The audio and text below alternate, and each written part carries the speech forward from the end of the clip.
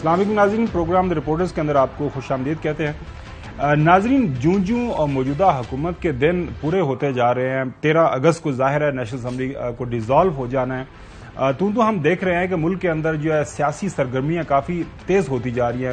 ایک ہی موقع کے اوپر آج میں دیکھ رہا تھا جب ٹیلی ویژن، تو اسکرین کے اوپر جو ہے 4 مختلف ایونٹ چل رہے تھے۔ مریم صاحبہ لاہور کے اندر ملاقاتیں کر رہی ہیں سیاستدانوں کے ساتھ، ان کے جو پوٹینشیل اتحادی ہیں۔ اسلام آباد کے اندر جو ہے سراج الحق صاحب ایک جلسہ کر رہے تھے، ظاہر ہے کراچی کے الیکشن کے حوالے سے اور آئندہ جو آنے والے الیکشن کے حوالے سے اپنا لائے عمل کا بتا رہے تھے۔ لاہور کے اندر ایک اور ایونٹ چل رہا تھا، جو چودھری سرور ہیں کاف لیگ کے، وہ وہاں پہ کچھ بات کر رہے تھے کہ ہم اب جو کاف لیگ کو آئندہ الیکشن میں ہم کس طرح لے کے جائیں گے۔ ساتھ ساتھ آج سفری زرداری صاحب لاہور کے اندر بیٹھے ملاقاتیں کر رہے تھے صنعت کاروں کے ساتھ۔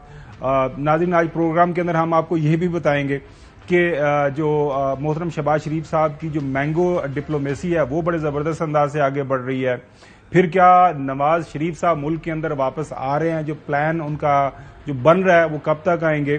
اور اس میں ناظرین آج کل آپ کو پتا ہے کہ جو وزیر اعظم انڈیا کے مودی امریکہ کے اندر موجود ہیں، ظاہر ہے ایز اے اسٹیٹ گیسٹ وہاں پہ موجود ہیں۔ وہ پاکستان کے حوالے سے انہوں نے کیا اپنے اعلامیہ کے اندر بات کی ہے اور آنے والے دنوں کے اندر پاکستان کے اوپر اس کے کیا اثرات ہو سکتے ہیں، یہ جو گٹھ جوڑ ہم دیکھ رہے ہیں امریکہ اور انڈیا کے درمیان ہو رہا ہے۔ لیکن چوہدری صاحب، سب سے پہلے ہم آج کی جو بڑی سٹوری ہے اس کے ساتھ اپنے پروگرام کا آغاز کرتے ہیں۔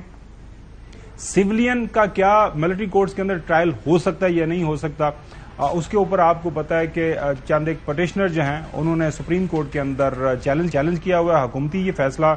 آج 7 ممبر بینچ دوبارہ سے بیٹھا، جو ہیئرنگ ہوئی وہاں پہ آرگومنٹ پیش کیے گئے۔ ظاہر ہے وہ جو پٹیشنرز ہیں وہ اپنا آرگومنٹ پیش کر رہے ہیں اور اس کے اوپر عدالت جو 7 ممبر بیٹھی ہوئی ہے وہ سن رہے ہیں، سوال و جواب بھی کر رہے ہیں، قانونی نقطے، آئینی نقطے ان کے اوپر بات ہو رہی ہے۔ ظاہر ہے کسی بھی کیس کے اوپر اس طرح کی جب بحث ہوتی ہے تو اس کے اندر یہ سوال و جواب ہوتے ہیں اور فیصلہ ظاہر ہے سپریم کورٹ آف پاکستان کو کرنا ہے۔ پاکستان کی سب سے بڑی معتبر عدالت، جو بھی فیصلہ آئے گا ہاں میں یا نہ میں، وہ تمام جو پاکستانی ہیں ان کے اوپر یہ لازم ہے، پاکستان کے اداروں کے اوپر، پاکستانیوں کے اوپر، کہ اس فیصلے کے اوپر منو ان عمل کریں۔ سب جوڈس میٹر ہے، کیا یہ فیصلہ کس حق میں کس سائڈ پہ جانا ہے۔ آج بھی چیف جسٹس عمر عطا بندیال صاحب نے بات کی کہ کیا یہ ٹرائل ہو سکتا ہے۔ ایک نظر میں انہوں نے کہا جی ہونا بھی چاہیے، مختلف ایک خاص زاویے سے دیکھا جائے، لیکن کیا طریقہ کار ٹھیک ہے یا نہیں ہے۔ جو اس کے اوپر بات آگے بڑھے گی اس کے اوپر ہم بات کرتے رہیں گے آج۔ لیکن سٹوری چوائس صاحب، یہ ٹیک اپ کرنے کا بنیادی مقصد یہ ہے کہ عدالت نے جو فیصلہ کرنا ہے وہ عدالت شواہد کی بنیاد کے اوپر، دلائل جو ان کے سامنے، ان کے جو پٹیشنرز ہیں جو یہ جو کیس لے کے گئے ہیں ان کے وکلاء وہاں پہ دلائل دے رہے ہیں، فیصلہ ہو جائے گا۔ لیکن ایک پیٹرن ہم دیکھ رہے ہیں جوئی صاحب کہ عدالت کے اندر کوئی کیس بعد میں جاتا ہے، موجودہ حکومت جو پی ڈی ایم کے جو زعماء، خاص طور پر پاکستان مسلم لیگ نون کے جو لیڈران ہیں، وہ ایسے حملہ آور ہوتے ہیں سپریم کورٹ کے اوپر، ایسے لگ رہا ہوتا ہے جیسے وہ کسی، میرے خیال میں ویسے تو سیشن کورٹ بھی ہمارے لیے قابل احترام ہے، ظاہر عدالت بڑی ہو چھوٹی ہو، آئین پاکستان کی انہوں نے ظاہر عملداری کرنی ہے، لیکن جس انداز سے یہ حملہ آور ہوتے ہیں، میں پہلے آپ کو چند ایک شارٹ سنا دیتا ہوں۔ عرفان قادر صاحب special assistant to the prime minister ہے، سنیں وہ کیا فرما رہے ہیں۔ رکنی بینچ کا سٹیٹس کیا ہے؟ اس کی اتنی بھی حیثیت نہیں ہے جتنا پچھلا بینچ بھی غلط کانسٹیچیوٹ ہوا تھا، یہ بھی غلط کانسٹیچیوٹ ہوا ہے۔ یہ تمام کی تمام یہ جو ایکسرسائز ہے یہ ساری انلیگل ہے۔ جسٹس فائز عیسیٰ نے جو آج باتیں کی ہیں وہ بالکل درست ہے۔ یہ تو بہت سے فیصلے ہیں عدلیہ کے کہ یہ جو وائڈ آرڈرز ہوتے ہیں they even need not be challenge. Rana Sanaullah صاحب آج موجود تھے پارلیمان کے اندر نیشنل اسمبلی کے فلور کے اوپر، انہوں نے بھی کوئی اس طرح کی ملتی جلتی جیسا بات کی۔ یہ اندیشہ ہے کہ ایک ایسا بینچ جس کے اوپر اسی عدالت کے سینئر ترین ججز نے اعتراض کیا ہے، اسے عدالت ماننے سے انکار کیا ہے، اس بینچ کی تشکیل کو غیر آئینی اور غیر قانونی قرار دیا ہے، اس کا فیصلہ بھی جو ہے وہ 14 مئی کے پنجاب میں الیکشن جیسے قسمت سے جو ہے وہ دوچار نہ ہو۔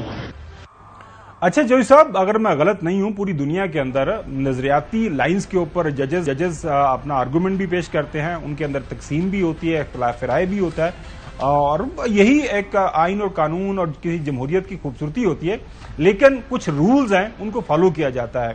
سپریم کورٹ میجورٹی اگر کوئی فیصلہ دے دیتی ہے تو وہ فیصلہ مانا جاتا ہے. پہلے ایک فیصلے کو اسی طرح آپ نے دیکھا کہ اس کو انہوں نے ایسی تنقید کی، متنازع بنا دیا، 4-2، 3-4، 7-5، پتہ نہیں کیا کیا کہتے رہے. آج بھی وہ یہی کام کر رہے ہیں. تو یہ کیا مطلب ان کو ڈر و خوف کیا ہے؟ نہیں، ڈر خوف کا تو مجھے نہیں پتا. ان کا جو رویہ ہے نا، آج سپریم کورٹ نے اسپیسیفک ڈائریکشن دی ہے. انہوں نے کہا جوڈیشل آرڈر ہم نہیں پاس کر رہے کہ وکیلوں کو اور صحافیوں کو ہراساں مت کریں. یہ ہماری ڈائریکشن ہے. اب ان کو کہیں نا کہ کسی کو ہاتھ لگائے تو پتہ چل جائے گا یہ جو بڑھ کے مار رہے ہیں اس کا کیا وجود ہے، یا یہ بائیکاٹ کر دے اس عدالت کا. اٹارنی جنرل کہا جی نہیں جی آپ تو بینچ ہی غلط ہے، ہم تو جا رہے ہیں. نہیں ہے، ان کے اندر نہ کوئی کیپیسٹی ہے. یہ خواہ مخواہ عدالتوں کا اور باقی اداروں کے ساتھ جو پہلے کرتے رہے ہیں، اب یہ عدالتیں عظمیٰ اور عالیہ کے خلاف یہ اس طرح کے محاذ بنا رہے ہیں. اس کا انہوں نے تو کچھ نہیں فائدہ ہونا، مطلب ان کے پلے کچھ نہیں ہے. تو اس سے نتیجے میں اداروں کی جو عزت اور احترام ہے، توقیر ہے، اور ان کی جو رٹ ہے، اس کو یہ ڈیمیج کرنے کی کوشش کر رہے ہیں. عام آدمی بھی کہتا ہے جدو حکومتہ بھی نہیں ہے نہ یہ گل مان دے تو ہمیں کیا ضرورت ہے ان کے آرڈر پر عمل کریں. لیکن دے آر سیڈلی مسٹیکن. اصل میں خبر پہلے دے دیتا ہوں آپ کے بعد تاکہ اس کے بعد وہ میں نے بالکل آپ سے وہ خبر لینی ہے. یہ ایشو ڈسکس کرنے کے بعد وہ بالکل میرے ذہن میں ہے، میں آپ سے ضرور وہ خبر پوچھوں گا، لیکن اس کو تھوڑا سا کمپلیٹ کرنا چاہیے صاحب. ناظرین بتانا مقصد یہ تھا، یہ جو سٹوری کی ساری وہ یہ ہے کہ آپ کو یاد ہوگا پروڈیوسر صاحب کل کھوسا صاحب نے جو وکیل ہیں انہوں نے بھی ایک بات کی تھی کہ یہ جو ماضی کے اندر یہ جو ایک ایشو بنایا جاتا تھا متنازع کرنے کی ایک بینچ کو، تو وہ نہیں ہے. اگر وہ سارٹ ہے تو وہ ضرور سنائیے گا، مجھے بتا دیجیے گا. اچھا، لیکن اب وجہ یہ ہے کہ کل جسٹس منصور صاحب نے جب 7 ممبر بینچ جب بیٹھا تو جسٹس منصور صاحب ہیں، ان کی رشتہ داری ہے جسٹس جواد خواجہ صاحب جو فارمر چیف جسٹس ہیں، وہ بھی ایک پٹیشنر کے طور پر انہوں نے کہا جناب اعلیٰ میرا کچھ تعلق ہے، رشتہ داری ہے، اگر میرے اوپر کوئی اعتراض ہے تو مجھے بتا دیں ابھی تاکہ میں اٹھ جاؤں، لہٰذا تاکہ یہ بینچ آگے کام کر سکے، بعد میں اس کے اوپر اس طرح کے اعتراضات نہ اٹھیں. تو سب نے منون کہا، جو اٹارنی جنرل باقی بھی لوگ جو پٹیشنر تھے، کہ ہمیں اس 7 ممبر بینچ کے اوپر اعتبار ہے. کل کھوسا صاحب نے بھی بات کی تھی اس حوالے سے، سنیں. شروعات 9 ججز کے بینچ سے ہوئی. 2 معزز جج صاحبان نے باوجود کارروائی سے جو ہے اعتراض کیا، اور پھر جج صاحبان نے دوبارہ چیف جسٹس نے باقی اپنے ہمراہی جج صاحبان کی مشاورت کے ساتھ 7 رکنی بینچ دوبارہ تشکیل دی. تو یہ ابہام نہیں ہونا چاہیے اب کہ 9 تھے، 9 سے 7 کیسے بن گئے. اس لیے یہ فل کورٹ ہی سمجھیں کہ یہ فل کورٹ ہی ہے. تو اس لیے ناظرین اے آر وائی کے پلیٹ فارم سے، ہمارے اس پروگرام کے پلیٹ فارم سے میں اپنی طرف سے اور چودھری جو ہے غلام حسین صاحب کی طرف سے جو یہ کم از کم ادا کرتا ہوں، کم از کم ہم تو یہ کرتے ہیں کہ سپریم کورٹ آف پاکستان کی سب سے بڑی عدالت ہے. اس کا جو بھی حکم نامہ ہوگا وہ کسی بھی طرح کا ہو، وہ اس کے اوپر ہم سب کا فرض ہے عمل کرنا، اور ہمیں عمل کرنا ہے. میٹر سب جوڈس. اب دیکھتے ہیں اس کے اوپر فیصلہ کیا آتا ہے. اب آتے ہیں ناظرین دوسری سٹوری کی طرف، جو چودھری صاحب کے پاس ایک ہائیلی ایکسکلوسیو انفارمیشن ہے. وہ ہے کہ کیا ملک کے اندر انتخابات اپنے وقت پر ہو رہے ہیں. آج لاہور کے اندر صنعت کاروں سے جب ملاقات کر رہے تھے محترم جو ہے آصف علی زرداری صاحب، انہوں نے کہا آج نہیں تو کل الیکشن، آج نہیں تو پرسوں الیکشن ہو جائیں گے. کچھ عرصہ پہلے انہوں نے یہ فرمایا ہو سکتا ہے کہ جب میرا دل کرے گا میں الیکشن کرواؤں گا. آج ہی پارلیمان کے اندر محترم جو ہے بلاول بھٹو زرداری صاحب وہ یہ فرما رہے ہیں کہ جناب اعلیٰ ملک کو اگر باہر نکالنا ہے یہ اس دلدل سے تو ہمیں ایک الیکشن کا ایک روڈ میپ دینا چاہیے تاکہ الیکشن کی طرف جایا جا سکے. آج ایک چوہدری صاحب آپ کے سوال سناتا ہوں، پھر میں آپ سے انفارمیشن لیتا ہوں. خواجہ آصف نے پارلیمان کے اندر کیا فرمایا یہ بھی سنیں ذرا. یہ سٹیٹمنٹ آئی ہے جو آج صبح پبلش ہوئی ہے، وہ سٹیٹمنٹ جو ہے میں سمجھتا ہوں کہ ایک بہت بڑی شرمساری کا باعث ہے پاکستانی قوم کے لیے. پریزیڈنٹ بائیڈن اور جو بچر آف گجرات ہے ان کی جو جوائنٹ کمیونیکے آیا ہے اس میں پاکستان کو ایکیوز کیا گیا ہے دہشت گردی کا. اللہ تعالیٰ خیر خرید رکھے. الیکشن جو ہے وہ ہوتے ہیں ایک سٹیبل گورنمنٹ پاکستان کی آتی ہے جو ایک سٹیبل فارن پالیسی جو ہے یا امریکہ کے ساتھ تعلقات یا باقی ہمسایوں کے ساتھ تعلقات جو ہے ان کو پرسو کرتی ہے. آپ کو سوال کریں تو میں اور جواب دے دیتا ہوں. نہیں جیسا آپ نے تو سارے سوالوں کا جواب خود ہی دے دیا. اب ایک عام پاکستانی یہ جاننا چاہتا ہے وہ یہ کہ چلیں پنجاب اور کے پی کی اسمبلیاں تحلیل ہوئی, وہاں پہ ایک آرگومنٹ پیش کیا گیا کہ جو آرٹیکل 224 یہ کہتا ہے فری اینڈ فیئر الیکشن ہوں, چونکہ وفاق کے اندر ایک ڈفرنٹ حکومت بیٹھی ہوگی, چونکہ وہاں پہ ایک ڈفرنٹ پولیٹیکل پارٹی بیٹھی ہوگی اور الیکشن ہوں گے تو ایک ڈفرنٹ پولیٹیکل پارٹی ہو سکتا ہے جیت جائے, تو یہ فری اینڈ فیئر جو ٹرانسپیرنٹ الیکشن ہونے کا یہ مقصد فوت ہو جائے گا. عدلیہ کے اندر بھی اس کے اوپر جب یہ کیس پیش ہوا وہاں پہ بھی اعتراض آیا. تو اب اگین دوبارہ میں آپ سے پوچھتا ہوں, آپ نے ضرور اپنے ذرائع سے سوال کیا ہوگا, 13 اگست کے بعد ہم کیا سمجھیں کہ یہ اسمبلیاں ڈیزالو ہونے کے بعد ایک کیئر ٹیکر سیٹ اپ بن جائے گا جو کہ آئین کے مطابق ہے؟ اگر اسمبلیاں ڈیزالو ہوتی ہیں تو اپنے وقت کے اوپر تو آئین یہ کہتا ہے, آئین پاکستان اگر پاکستان کے اندر موجود ہے تو 60 دن کے اندر الیکشن ہونا ہے. اگر اسمبلیاں 2-4 دن پہلے ان کو ڈیزالو کر دیا جاتا ہے تو 90 دن کے اندر ہونا ہے. تو یہ 60 اور 90 دن کا جو معاملہ ہے اگر اس کو آگے بڑھانا ہے تو وہ 2 طریقہ کار ہیں. کیا ایمرجنسی لگانی ہے, آپ نے معاشی ایمرجنسی لگانی ہے, اللہ معاف کرے آرٹیکل 232-234 تھا, کیا ملک کے اندر اوپر کو حملہ ہو جائے گا ان دنوں کے دوران کہ آپ یہ سارے کا سارا آئین سائڈ پہ رکھ دیں گے, تو کیا مطلب کیا کیسے یہ آگے کام بڑھے گا؟ مطلب اس کے لیے طریقہ کار تو کچھ بتایا ہوگا انہوں نے. آپ اصل میں خافر گمر صاحب جو وہ انہوں نے ریزن اسائن کی ہے نا, وہ آپ نے اس کو ڈسکس کرنے پر پابندی لگائی ہوئی ہے مجھ پر, لہذا میں اس کی وجہ سے آپ کو پوری بات نہیں بتا رہا, صرف اتنا بتایا کہ وہ کہتے ہیں ہم نے الیکشن کوئی نہیں کرانے. اگر کوئی مجبوری عدالت سے آ جائے یا باہر سے آ جائے یا عوام کی طرف سے آ جائے وہ علیحدہ بات ہے. چلیں چوہی صاحب, بالکل آپ کی خبر ہے, معتبر ذرائع سے ہے, آپ کا حکم سراغوں پر, لیکن میرے پاس اطلاعات تھوڑی مختلف ہیں. وہ یہ ہیں کہ الیکشن آپ کو ذرائع بھی بتا دوں گا. اچھا چلیں, لیکن میری جو اسیسمنٹ ہے, میری جو ناٹ آن ریکارڈ, اچھا جو میری خبر ہے چوہی صاحب وہ یہ ہے کہ الیکشن وقت پر ہونے جا رہے ہیں اور وقت پر ہوں گے. اچھا اب آتے ہیں چوہی صاحب نواز شریف صاحب کی طرف. آپ کو یاد ہوگا کہ میں نے پچھلے 2 دن پہلے خبر ہی آپ نے پروگرام کے اندر ناظرین آپ کو یاد ہوگا ہم نے بریک کی تھی کہ نذیر تاریخ کو خاص طور پر لندن بلایا گیا, ان سے 3-4 جو ہے کمپریہنسو مفصل ان سے بریفنگز لی گئی, آئینی قانونی تمام جو اقدامات ابھی تک حکومت وقت پی ڈی ایم نے اٹھائے ہیں کہ کس طرح نواز شریف صاحب کی واپسی کا جو راستہ ہے اس کو کلیئر کیا جائے اور تمام جو راستے کے اندر رکاوٹیں ہیں ان کو ختم کیا جائے. خبر آ رہی ہے کہ وہ رکاوٹیں ختم ہو رہی ہیں اور نواز شریف صاحب ملک کے اندر واپسی ان کی جلدی ہو جائے گی. پہلے آپ کو دکھائیں, ہم نے جو خبر بریک کی تھی وہ آپ کو دکھاتے ہیں. محترم نواز شریف صاحب نے جو لا منسٹر ہیں اعظم نذیر تاڑ صاحب کو اپنے پاس طلب کیا ہے, ان سے پراپر بریفنگ لے لی ہے. ان کو بریف کیا جا رہا ہے کہ جناب اعلیٰ میں نے اگر واپس پاکستان جانا ہے تو میرے لیے وہ کون سے قانونی طریقہ کار ہے, وہ راہیں ہیں جو گانٹیں لگی ہوئی ہیں ان کو کھولا جا سکتا ہے. لہذا فیصلہ وہ یہ کر رہے ہیں کہ یہ حکومت جو ہے یہ جب جائے گی الیکشن کی طرف, ڈیزالو ہوگا معاملہ, نئی حکومت آئے گی, اس کے بعد کوئی حالات و واقعات بنیں گے, کوئی ماحول سازگار ہوا تو پھر میں پاکستان جاؤں گا. چوہی صاحب آپ کی کیا اسیسمنٹ ہے؟ آپ لاہور کے اندر بیٹھے ہوئے ہیں, آپ شریف خاندان کو بڑا قریب سے جانتے ہیں, مختلف ادوار بحثیت صحافی جرنلسٹ آپ نے کور کیے ہیں. آپ کو لگ رہا ہے کہ نواز شریف واپس آ جائے گا؟ کہ میرے پاس اطلاعات ہیں کہ واپسی کا پلان بن گیا ان کا. نہیں, مجھے نظر نہیں آتا, کیونکہ ابھی آیا کہ وہ 2-3 دن میں جی دبئی جا رہے ہیں اور وہاں سے سعودی عرب بھی جائیں گے اور 2-3 ہفتے وہاں پھر کے تو پھر واپس لندن جائیں گے. ابھی ان کو یہاں ضرورت نہیں ہے نا, اگر انہوں نے الیکشن ہی نہیں کرانے ہیں اور الیکشن میں ان کے لیے ہے بھی کچھ نہیں اور ابھی تک ان کی کلیئرٹی نہیں ہوئی, ابھی ان کے کریڈینشلز جو ہیں وہ کلیئر نہیں ہوئے, وہ ہو سکتا ہے کہ وہ ستمبر کے بعد کلیئر ہونے کی کوئی کوشش کریں.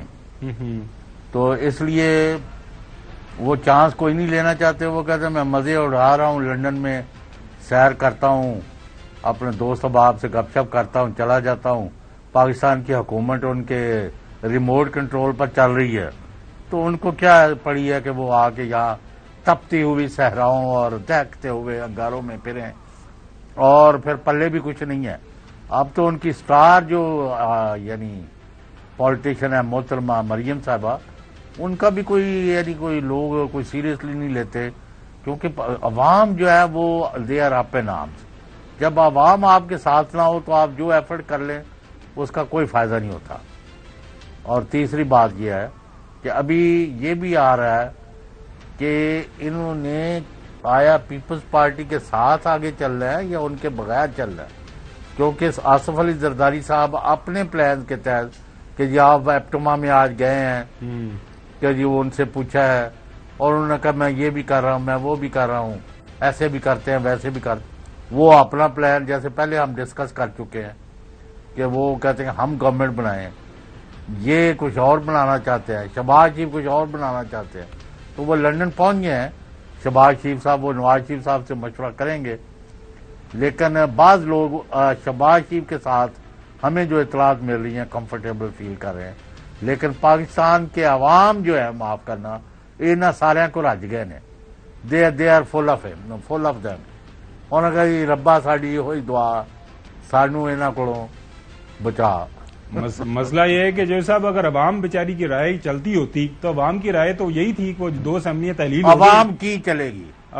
نو ویٹ اے منٹ، عوام ہی کی چلے گی سونر اور لیٹر. اچھا back to the story Chaudhry صاحب، جو خبر یہ ہے کہ پاکستان مسلم لیگ نون جو ابھی آپ نے بات کی نا وہ صحیح کی کہ اب نون لیگ کی جو لیڈرشپ ہے، آج بھی آپ دیکھ رہا تھا مریم صاحبہ لاہور کے اندر جام کمال اور بلوچستان کے کچھ لیڈران آئے تھے، مل رہے تھے، اور بھی جو مختلف صوبوں سے لیڈران ان کو مل رہے ہیں، ان کے پوٹینشیل جو ان کے الائیز ہیں. اب پی ایم ایل این یہ فیل کر رہی ہے کہ محترم آصف علی زرداری صاحب لاہور کے اندر بیٹھ کے ساری پالیٹکس کر رہے ہیں. 2-3 ہفتوں کے دوران وہ 2 دفعہ صنعتکاروں سے مل رہے ہیں. آج بھی دیکھا انہوں نے گھنٹہ بھر خطاب کیا اور بتایا، ایک روڈ میپ دیا، پلان آف ایکشن دیا کہ کس طرح ملک کی جو ایکسپورٹس ہیں ان کو 100 بلین تک ہم بڑھا سکتے ہیں. پاکستان ایک سونے کا بسکٹ ہے، پتہ نہیں کون احمق لوگ پاکستان کو غریب ملک کہتے ہیں. اب نہیں تو ہوں تک کیوں نہیں بتائی؟ اچھا سنے تو صحیح نا، وہ کہہ رہے ہیں جس طرح کل آپ کو سنوایا تھا نا، محترم جو ہے بلاول زرداری نے یہ کہا تھا کہ اب خدمت کی ہماری باری ہے. تو جب وہ کہہ رہے ہیں کہ ہمیں موقع ملے گا تو ہم ضرور سارا آگے لے کے جائیں گے. تو نون لیگ کی جو قیادت ہے پاکستان کے اندر موجود، وہ یہ کہہ رہی ہے محترم نواز شریف صاحب ایسا نہ ہو کہ دیر ہو جائے. اس وقت ملک کے اندر ہمارا راج ہے، حکومت ہے، ہر چیز ہمارے کنٹرول میں ہے، ہم آپ کو ریسیو بھی کریں گے، آپ کے آنے سے پہلے آپ کی ضمانتیں بھی ہو جائیں گی، کیسز بھی آگے پیچھے ہو جائیں گے، جس طرح اسحاق ڈار صاحب کے ہو گئے. تمام possible from 9th of April onwards، یعنی 1 سال اور 3 مہینے ہو گئے ہیں، تو وہ آئے کیوں نہیں پہ؟ نہیں جو آگے نا میلہ سج گیا نا، میلہ اب جب سج گیا، الیکشن کی طرف آپ جا رہے ہیں، ماحول بن گیا ہے، تو وہ آپ یہ کہہ رہے ہیں کہ اب آنا بنتا ہے اور آ جائیں، اور اس لیے ان کو گو ہیڈ دے دیا گیا ہے. آج اعظم نذیر تاج صاحب نے لندن کے اندر بھی جب صحافیوں سے بات کی، انہوں نے کہہ دیا کہ جی سارا کچھ کلیئر ہے اور ہماری طرف سے گو ہیڈ ہے محترم نواز شریف صاحب کو، اور وہ انشاءاللہ جلدی پاکستان کے اندر آ جائیں گے. چلیں چوہدری صاحب ابھی ایک بریک کی طرف جاتے ہیں، تو بریک کے بعد آپ کو بتائیں گے ناظرین کہ پاکستان کی معیشت جو ہے، آپ کو پتہ ہے ساری کی ساری پالیٹکس تو اسی کے ارد گرد گھوم رہی ہے. معیشت اس وقت بالکل تباہی کے دہانے پہ پہنچ چکی ہوئی ہے. ڈار صاحب سے سوال کریں وہ مارتے ہیں، ڈار صاحب سے سوال پوچھیں صحافی ان کے اوپر بین لگ جاتا ہے. آپ کل سے دیکھ رہے ہیں کہ کیا ہو رہا ہے، اس کے اوپر تفصیل سے بات کریں گے after the break. Welcome back ناظرین. پاکستانی معیشت کے اوپر بات کرنے سے پہلے آپ کو دکھاتے ہیں کہ ہمارے محترم شہباز شریف صاحب ابھی اطلاعات آ رہی ہیں کہ وہ لندن پہنچ گئے، جس طرح چودھری غلام حسین صاحب نے بتایا. اس سے پہلے وہ پیرس کے اندر موجود تھے، وہاں پہ ایک سمٹ تھی، مختلف وہاں پہ جو انٹرنیشنل جو ڈگنیٹریز آئے تھے ان سے ملاقات ہو رہی تھی. وہاں پہ ان کی ملاقات ہوئی اسلامی ترقیاتی بینک کے ڈاکٹر محمد الجاسر، جو ان کی مینگو ڈپلومیسی ہے. پچھلے دنوں بھی وہ گئے تھے، انہوں نے کہا تھا کہ میں آپ کو بڑے اچھے آم بھجواؤں گا. جب ٹرکی گئے پریزیڈنٹ اردوان نے جب وہاں پہ اوتھ لیا، اب یہ ڈاکٹر صاحب کو بھی بتا رہے ہیں اسلامی ترقیاتی بینک کے کہ جناب اعلیٰ میں آپ کو اسپیشل پارسل بھجواؤں گا میں آموں کا. سنیں ذرا. You have made my day. But keep producing it and sending it. You can't live without it. I will send you a parcel with highest quality. Thank you. Rose, the longest rose. Yes. No, we that's what we consume the most. All the best. Chaudhry صاحب آپ نے کبھی highest quality کے mango کھائے ہیں؟ نہیں الحمدللہ تو پاکستان میں ہی ہو رہے ہیں نا، اور یہ حقیقت ہے کہ پاکستان کے بعض فروٹس یعنی کنو اور جو بلوال تحصیل میں، اور مینگو جو ساؤتھ میں خاص طور پر ملتان اور ارد گرد علاقے میں ہے، اس سے اچھی کوالٹی دنیا میں ہم نے کہیں نہیں دیکھی. چلیں لیکن لوگوں کو ہندوستان میں لیکن بھی وہ جو صاحب لوگوں کو مینگو کھانے کو نہیں مل رہے. اچھا آگے بڑھتے ہیں. ناظرین ہم کیا کریں، رپورٹرز پروگرام ہے ہمارا، حقائق کے اوپر ہم نے بات کرنی ہے. رائٹر کی سٹوری ہے ناظرین، 23 تاریخ کی ہے، یہ آپ کے ساتھ دیتے ہیں. نیئر پیشمام صاحب ہیں، پاکستانی بیسڈ جرنلسٹ ہیں، انہوں نے کی ہے. اس کے اندر جو حقائق وہ بیان کر رہے ہیں، ایک تو پاکستان کی اکانومی کے میلٹ ڈاؤن کے حوالے سے بات کی جا رہی ہے.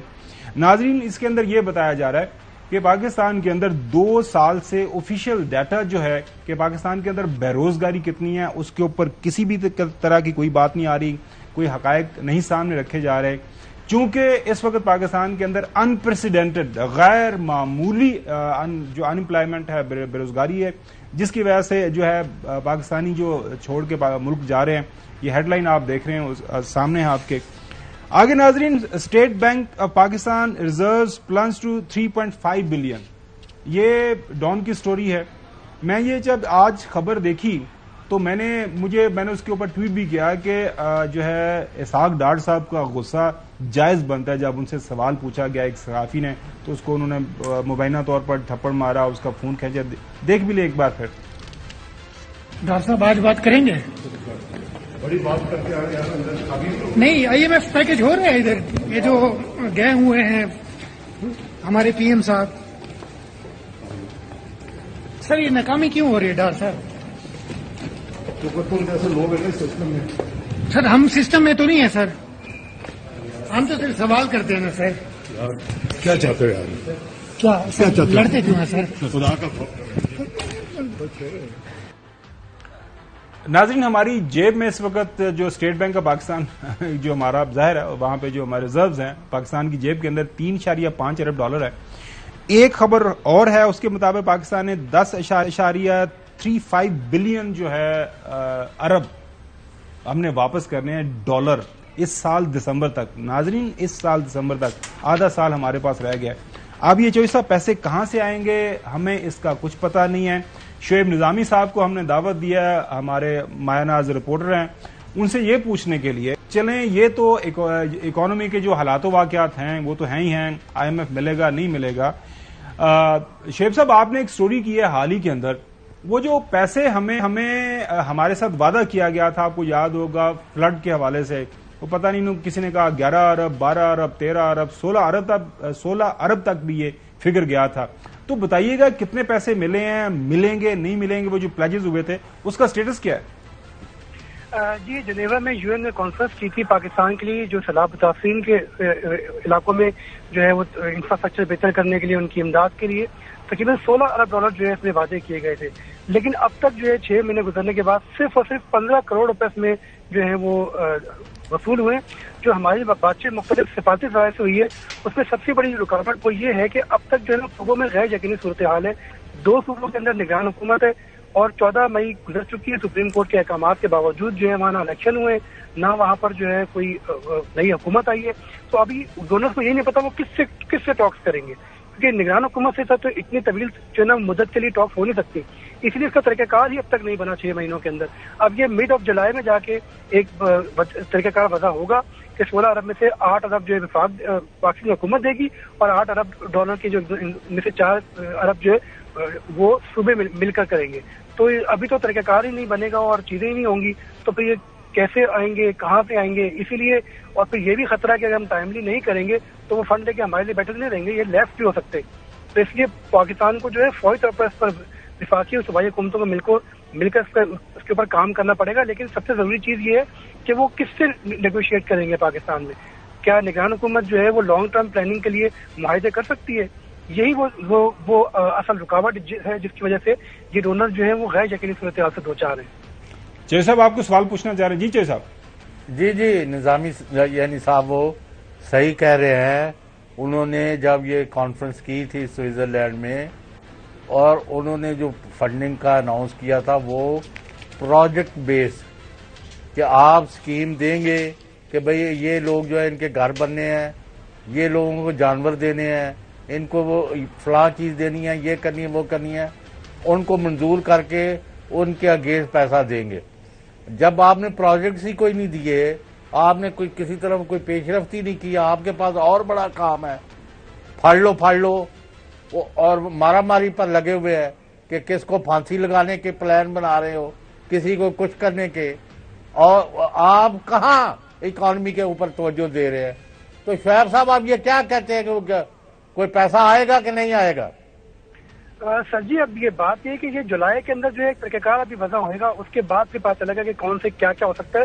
لیکن اس میں سب سے بڑی رکاوٹ یہی ہے کہ جنہوں نے دینا ہے وہ کس سے بات کریں گے پاکستان میں، یہ گورنمنٹ کتنے عرصے چلے گی، کیونکہ 14 مئی کے بعد تو اصلاح کی چلو یہ تو ہو گیا، یہ تو بات ہوگی. لیکن شعیب یہ جو میچنگ گرانٹ بھی ہم نے دینی ہے وہ کہاں سے پیسے آئیں گے؟ فیڈرل گورنمنٹ آپ کہہ رہے ہیں کہ انہوں نے بھی $4 ارب وہ نکالیں گے، پروونشل نکالیں گے، تو کہاں سے پیسے آئیں گے؟ یہاں پہ تو پہلے وہ جس طرح چوہدری صاحب کہتے ہیں نا، پھوڑو لگی ہوئی ہے کہ سندھ والے کہتے ہیں جی وفاق ہمیں پیسے دے، ہمارے جو سیلاب متاثرین ہیں، وفاق کے پاس اپنے پیسے نہیں ہیں آپ کے قرضہ دینے کے لیے جو واپس آپ نے کرنا ہے. IMF کا یہ بتائیے گا کہ کوئی چانس بن رہا ہے یہ جو ملاقات ہوئی ہے پرائم منسٹر صاحب کی پیرس کے اندر جو مینیجنگ ڈائریکٹر ہیں IMF کی، یا پھر وہاں سے ہمیں نہ ہی سمجھے کیونکہ حالات و واقعات اس طرح کے نظر آ رہے ہیں؟ جی اصل میں وہ صورتحال یہی ہے کہ جو غیر یقینی صورتحال ہے وہ پاکستان کو مشکل میں ڈال رہی ہے، کیونکہ اگر IMF بھی یہ کہتا ہے کہ جی آپ نے میں نے پیدا کی ہے، وہ بات آپ کی صحیح ہے. ہمیں تو انہوں نے یہ کہا تھا کہ آپ تقریباً $50 کروڑ جو ہے جون تک لائیں گے. اس میں ورلڈ بینک کے پیسے بہت آسان تھے اور یہ مل کے بیٹھتے تو یہ ہو سکتے تھے. اس میں ایشیائی ترقیاتی بینک کے پیسے بہت آسان تھے، اس میں ایشیائی انفراسٹرکچر بینک کے پیسے بہت آسان تھے. لیکن مل کر بیٹھیں گے اور منتخب حکومتیں لانگ ٹرم غیر یقینی صورتحال کے بعد بیٹھیں گی تو پھر پلاننگ ہوگی نا. جب ایک MP ہی نہیں ہے تو وہ اپنے علاقے میں ترقی کے لیے بالکل صحیح بات کہہ رہے ہیں شعیب. یہی ہمارے تمام جو دوست ممالک ہیں وہ یہی ہمیں مشورہ دے رہے ہیں. بہت شکریہ شعیب. آج چوہدری صاحب سراج الحق جماعت اسلامی کے امیر اسلام آباد کے اندر موجود تھے. انہوں نے کیا بات کی؟ جو 13 حکومتوں کا الائنس ہے ان کے جو الفاظ ہیں انہی کی زبانی سنتے ہیں. 13 سیاسی لاشوں کا یہ اکٹھ اب چلنے والا نہیں ہے، اب خدا کی زمین پر یہ بوجھ بن گئے ہیں. اسلام آباد کا ٹینک بھی ڈوبنے والا ہے. اس کے ساتھ ساتھ انہوں نے وہ جو کشکول کا ذکر کیا کہ ہم کیا کر رہے ہیں اور کس طرح معیشت کو چلا رہے ہیں. سیاست ہے کچکول اٹھا کر کبھی متحدہ امارات، کبھی فرانس، کبھی چائنا، کبھی IMF کے کلرکوں اور بابوں کے گھٹنوں کو ہاتھ لگانا، اور پھر وزیر اعظم کہتا ہے کہ دل تو نہیں چاہتا تھا لیکن دل کو پر پتھر رکھ کر پھر میں نے متحدہ عرب امارات کی صدر سے کہا کہ بابا 1 ارب کا سوال ہے، بس 1 ارب دے دے.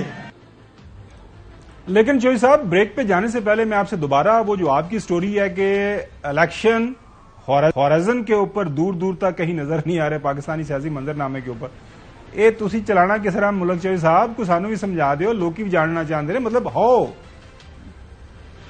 بھائی. وہ کہہ رہے ہیں ہم نے چلا لیا ہے، ہم نے ایک وہ جو بقول ان کے ہم نے وہ کچل دیا ہے، فلاں ہو گیا ہے. آپ ان کی باتیں نہیں نہ سنتے.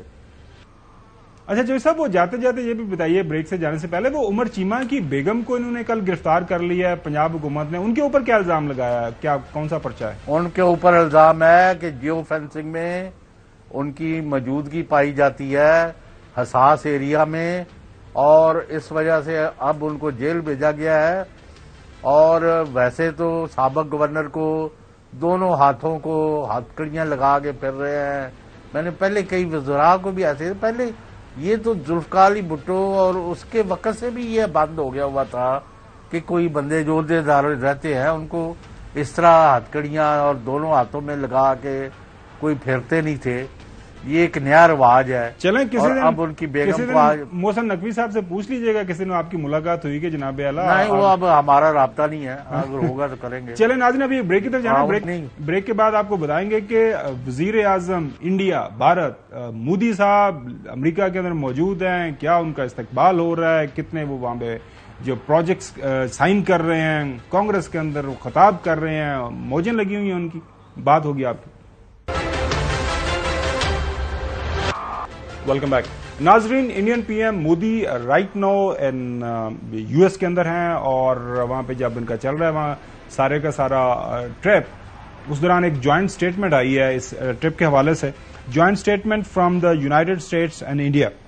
اس کے اندر جو پاکستان کے حوالے سے کچھ چند ایک سطریں لکھی گئی ہیں وہ ناظرین آپ کے سامنے ہیں، میرا تو پڑھنے کو دل بھی نہیں کر رہا۔ They strongly condemned cross border terrorism, the use of terrorist proxies, and called on Pakistan to take immediate actions to ensure that no territory under its control is used for launching terrorist organization against Pakistan, against India۔ بنیادی طور پر وہ پاکستان کے اوپر الزام در رہے ہیں، پاکستان کے اوپر یہ ڈائریکٹلی ایک چوہدری صاحب ایک بہت بڑا ڈیمیجنگ قسم کا جو الزام لگا رہے ہیں کہ پاکستان خدا نخواستہ ایز ایف کہ ہم کوئی پراکسیز ہیں، ٹیررسٹ پراکسیز ہیں، کراس بارڈر ہم یہ سارے کا سارا کام کر رہے ہیں۔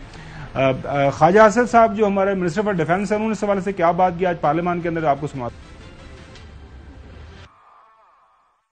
یہ اسٹیٹمنٹ آئی ہے جو آج صبح پبلش ہوئی ہے، وہ اسٹیٹمنٹ جو ہے میں سمجھتا ہوں کہ ایک بہت بڑی شرمساری کا باعث ہے پاکستانی قوم کے لیے۔ اور پریزیڈنٹ بائیڈن اور جو بچر آف گجرات ہے ان کی جو جوائنٹ کمیونیکے آیا ہے اس میں پاکستان کو ایکیوز کیا گیا ہے دہشت گرد کے۔ اللہ تعالیٰ خیر خرید رکھے، الیکشن جو ہے وہ ہوتے ہیں، ایک سٹیبل گورنمنٹ پاکستان کی آتی ہے جو ایک سٹیبل فارن پالیسی جو ہے یا امریکہ کے ساتھ تعلقات یا باقی ہمسایوں کے ساتھ تعلقات جو ہے ان کو پرسو کرتی ہے۔ تو جج صاحب ان سے پوچھیں یہ کہ سوال یہ بنتا ہے کہ پچھلے 15 مہینے سے یہ کیا کر رہے تھے؟ وہ آم کھا رہے تھے، آپ اپنا الفاظ استعمال کر لیں اپنی مرضی کے مطابق، کہ 15 مہینے سے سٹیبل گورنمنٹ نہیں تھی۔